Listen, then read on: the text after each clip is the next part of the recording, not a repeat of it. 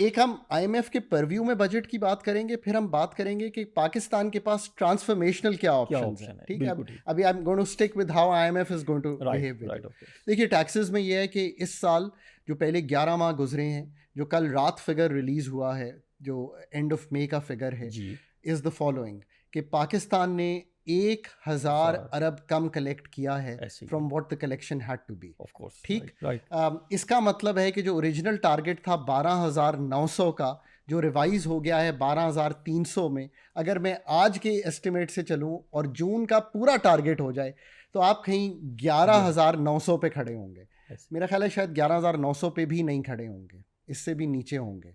तो ऑलरेडी 12,300 में भी 400-500 अरब का शॉर्टफॉल जो है इस साल आ गया होगा। इस पे जब आईएमएफ अगला साल बिल्ड करेगी ना, तो वो आपको कहेगी 14,200 का जो टारगेट है वो आपने पूरा करना है।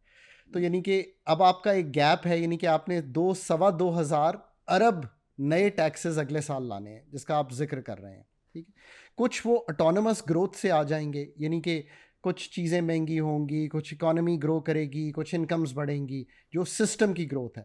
सो 12% तकरीबन जो है वो उसमें ऑटोनमस ग्रोथ से आ जाएंगे। ये तो एक बात हुई। अब आप जब खड़े होंगे तो आपको 400-500-600 अरब, डिपेंडिंग ऑन ऑटोनमस ग्रोथ कितनी होती है, आपको टैक्सेस की मद में रद्दोबदल करना पड़ेगा। राइट, अब आपके पास राइट, ऑप्शन है कि आप उसमें से कहें कि मैं 100 अरब जो है वो अपने जो रिटेलर्स हैं वहाँ से ले आऊँगा, मैं 100-200 अरब इन्फोर्समेंट से ले आऊँगा, मैं जो हमारे फंसे हुए रिफंड्स हैं उनसे ले आऊँगा। ये कुछ हद तक आईएमएफ इस पे मान जो कि लेगा, केसेस चल रहे हैं, कोई वहाँ से निकाल लेंगे। कुछ वहाँ हाँ, से नहीं।